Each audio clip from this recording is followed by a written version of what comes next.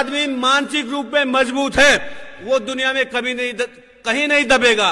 किसी भी कितना बड़ा कोई तांत्रिक, स्वामी, साधु, संत, महात्मा किसी से नहीं डरेगा, खुला चैलेंज करेगा।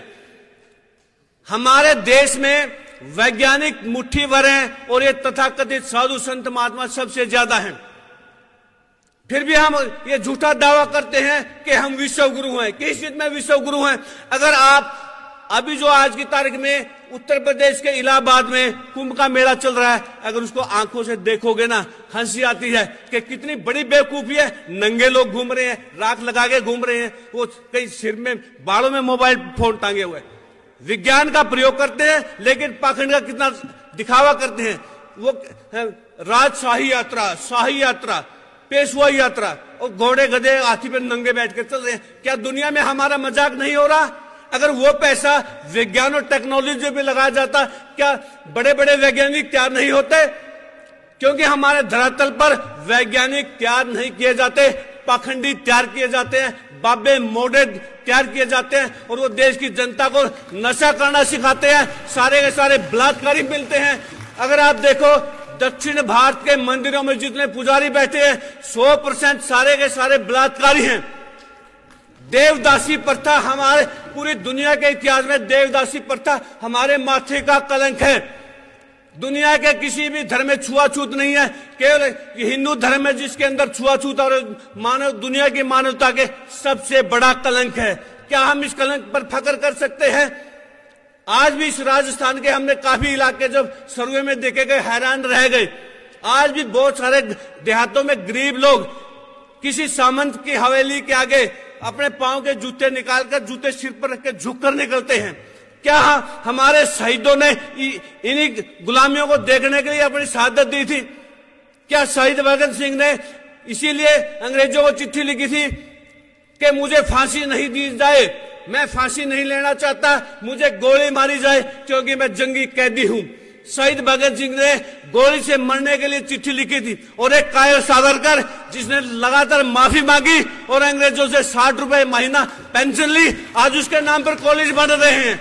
शहीद भगत सिंह के नाम पर कॉलेज बनने चाहिए या सावरकर के नाम पर? हमें ये इन चीजों की तरफ ध्यान देना होगा।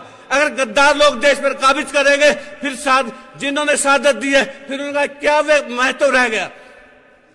ये चीजें बहुत जरूरी है। क्या हम दोबारा गुलाम नहीं होने जा रहे? क्या फिर हमारी आगे आने वाली पीढ़ियों को फिर शहादत देनी पड़ेगी?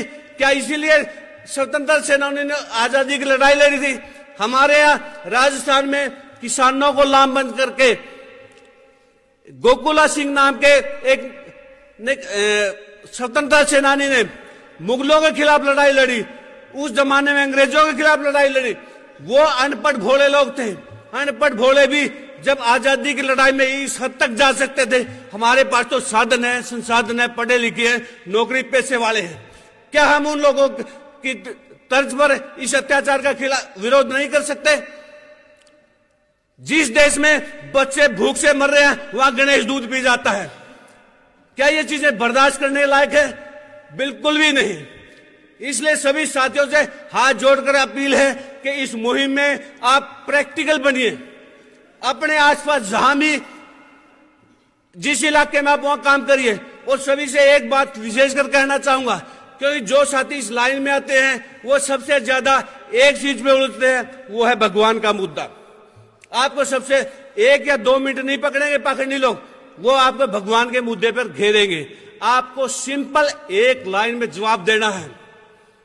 अगर वो कहते हैं आप भगवान को मानते हो या नहीं, आपने हाँ या ना में जवाब देने की बजाय एक ही लाइन में बोलना है कि हम भगवान को ढूंढ रहे हैं, तलाश कर रहे हैं। जिस दिन भगवान मिल गया सबसे पहले आपको मौके पे बुलाएंगे।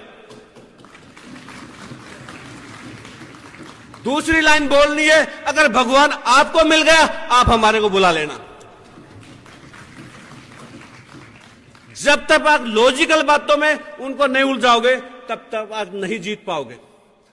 अगर वो आपके ऊपर सवाल करता है, आप उस पर अगला सवाल उसी पे डालिए, उसी से पूछिए क्या देवी देवताओं के 8-8, 10-10 हाथ हो सकते हैं? अगर 8-10 हाथ एक देवी के होंगे, वो कैसे कमीज पहनेगी, ब्लाउज पहनेगी? ये लॉजिकल बातें कीजिए। लॉजिकल बात करोगे तो आप जीतोगे। सवाल उन्हीं से डाल दो कि हनुमान ने सूरज मुंह में ले लिया।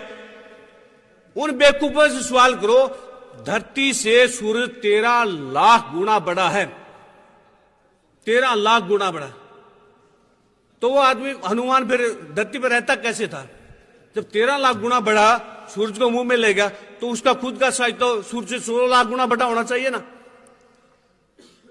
जब तक आप खुला चैलेंज नहीं करोगे तब तक बात नहीं बनेगी। मेरे जो शादी के कार्ड में जो कोटेशन पे लिखा था, अंधविश्वास, पाखंड और प्रदूषण मुक्त शादी, इस प्रदूषण वाले मुक्त पे सबसे ज्यादा फोन आए कि हवन से कैसे प्रदूषण फैलता है।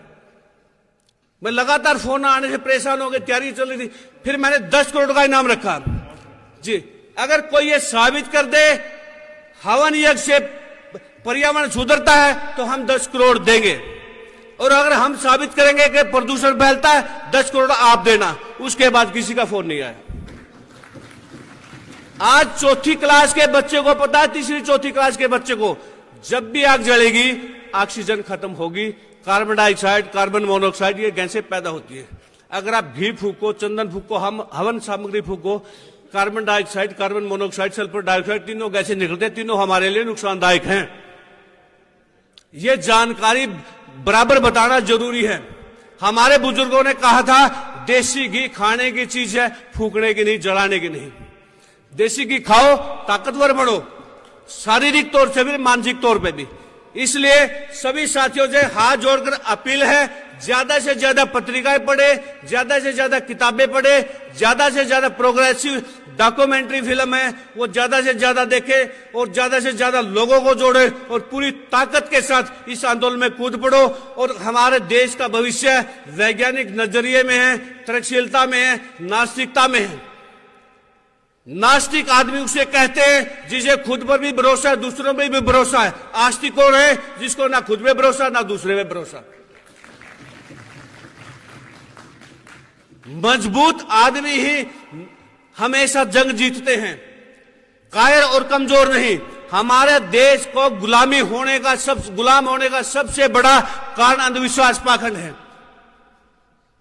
जब ये सोमनाथ का मंदिर लूटा, उस मंदिर में जो हमलावर से सैकड़ों गुना ज्यादा पंडे पुजारी भक्त बैठे थे। उन्होंने तालियां बजानी शुरू की, खड़ताल बजानी शुरू की, जय गोविंदा, जय गोपाला, इनको अंधा कर देगा। मोहम्मद गौरी हजारों ऊंटों पे, घोड़ों पे सारे सोना चांदी लूट के ले गया। वहां कोई भगवान ने चू भी नहीं की।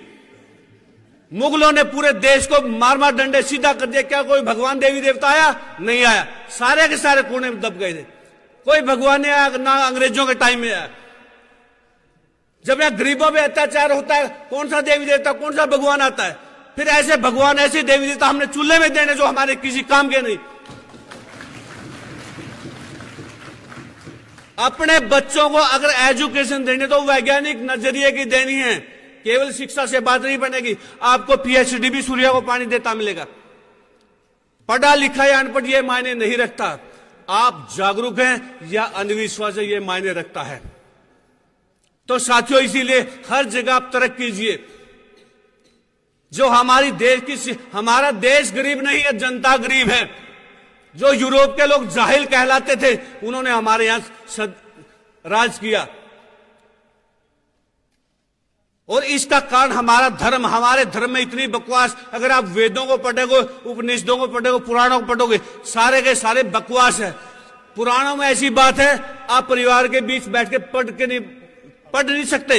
इतनी गंदी बातें हैं उनमें, पुराणों में। इसलिए हमने सारी स्टडी की है। अगर आप इनको वास्तव में पढ़ोगे, इतनी गंद भरी है।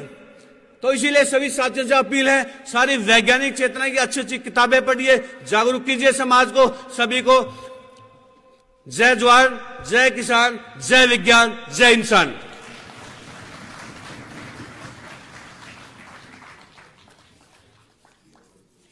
इनके बाद मैं बुलाना चाहूंगा